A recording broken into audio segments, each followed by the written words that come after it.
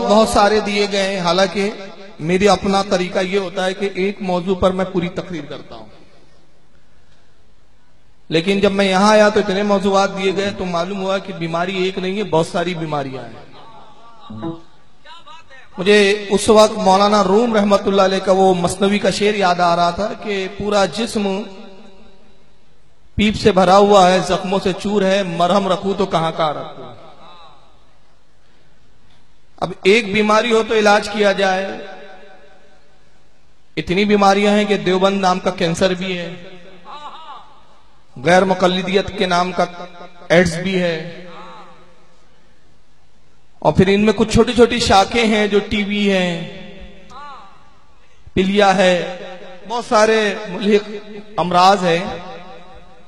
اب ان سب کا علاج وہ بھی ایک وقت میں کرنا اچھے سے اچھے ڈاکٹر کے بھی بس کی بات نہیں ہے، لیکن میں کوشش کروں گا کہ تھوڑا تھوڑا تھوڑا سب کو علاج ہوتا جائے اور آپ کا عقیدہ مضبوط ہو جائے۔ سب سے پہلے تو میں عرض کرنا چاہوں گا کہ آج کی جو بزم جس عنوان کے تحت منعقد کی گئی، بینر پہ جیسے کہ آپ دیکھ رہے ہیں، وہ ہے معراج النبی کانفرنس۔ معراج النبی در حقیقت نبی پاک صلی اللہ علیہ وسلم کی عظمت کے اظہار کے لیے منعقد کی جاتی ہے، اور اللہ نے اپنے حبیب کو جو معراج کروائی، یہ کتنا تاریخ کا اتنا عظیم واقعہ ہے کہ اگر صرف ہم معراج کے واقعات کو پڑھیں تو رسول اللہ کی ساری عظمتیں اور سارے عقیدہ اہل توحید اور عقیدہ اہل سنت کا جو بھی رسالت کے بارے میں عقیدہ ہے وہ سب واضح ہو جاتا ہے۔ یہ معراج کا سفر، اس کے ایک ایک گوشے پہ گفتگو کریں تو اہل سنت و جماعت کا ایک ایک عقیدہ نمایاں نظر آئے گا، لیکن ہر زمانے میں کچھ ایسی جماعتیں بھی رہی کہ جو کبھی انبیاء کرام کی، نبیوں کی عظمت کی قائل نہیں رہی۔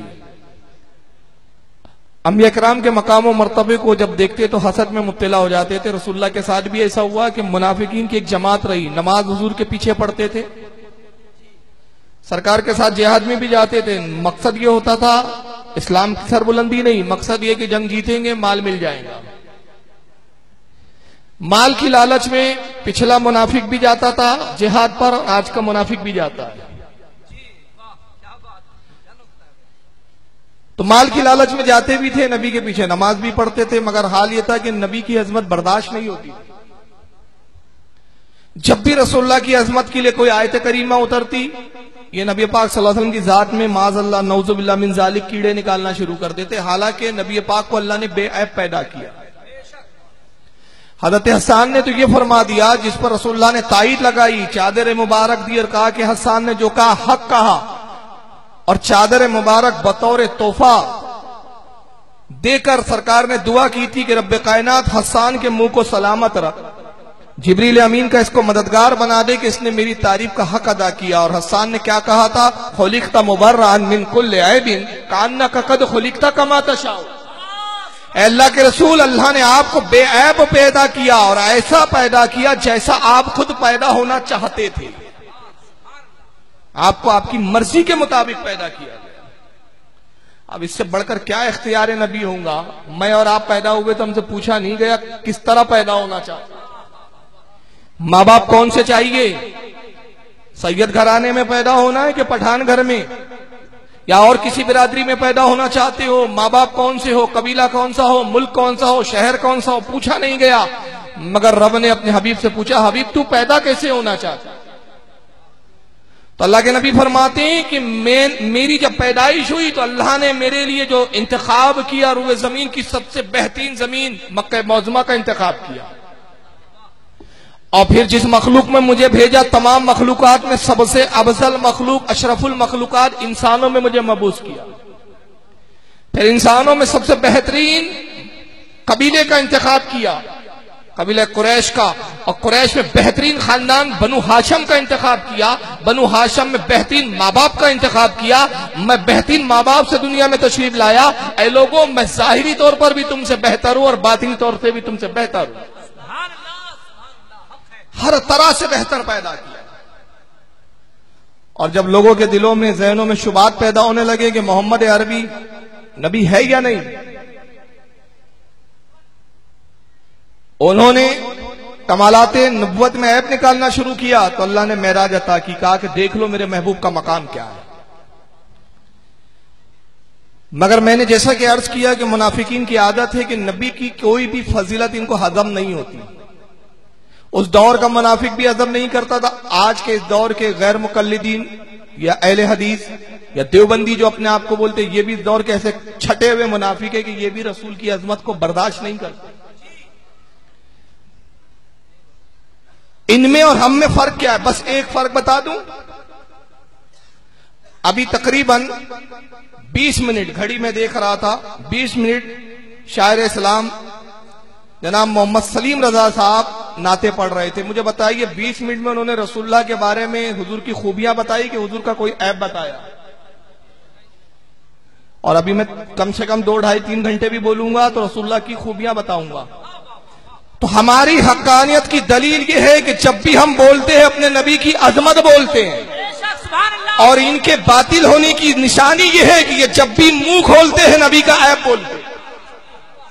ان کے تمام جلسے دیکھ لو، نبی کو یہ نہیں معلوم تھا، نبی کو وہ نہیں معلوم تھا، نبی کو یہ نہیں پتا تھا، نبی تو ہمارے جیسے تھے، نبی تو ویسے تھے، نبی تو ایسے تھے۔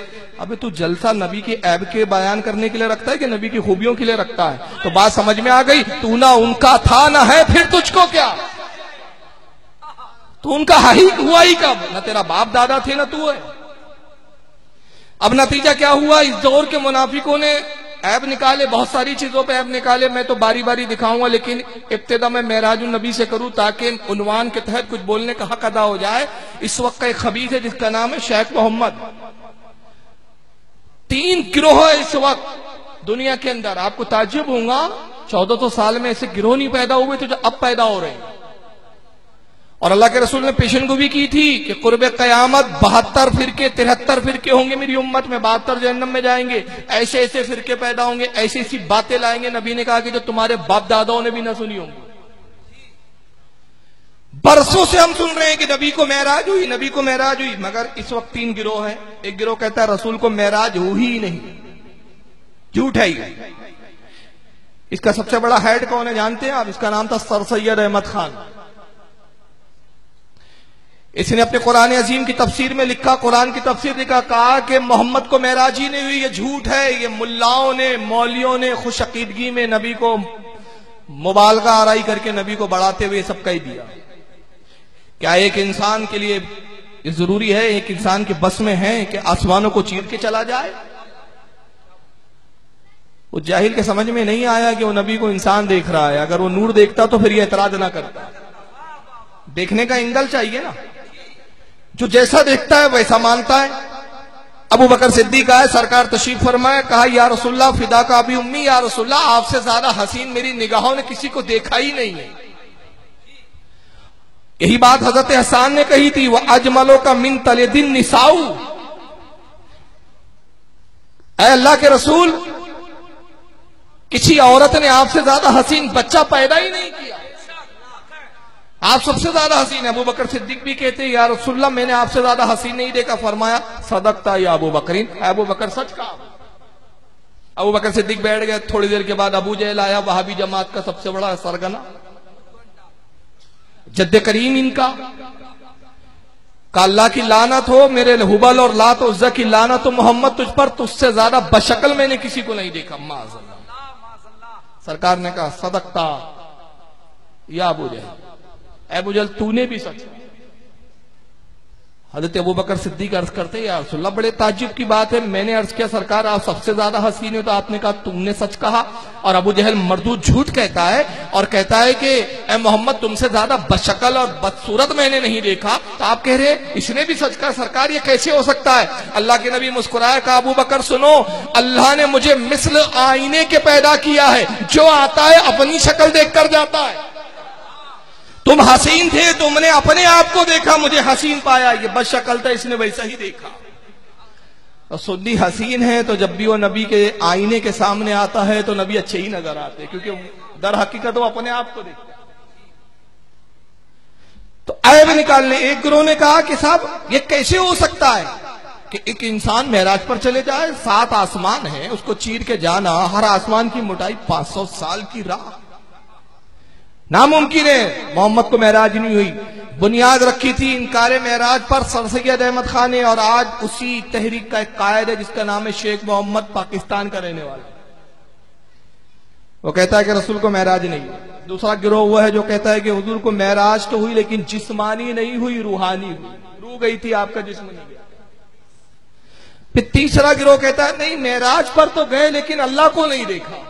अब जब अल्लाह को नहीं देखा तो महराज का मतलब क्या हुआ? तीन गिरोह है, लेकिन अल्हम्दुलिल्लाह अहले सुन्नत व जमात हक पर है। वो कहते हैं रसूल को महराज भी हुई, जिस्मानी हुई, और हुजूर ने अपने रब को देखा भी।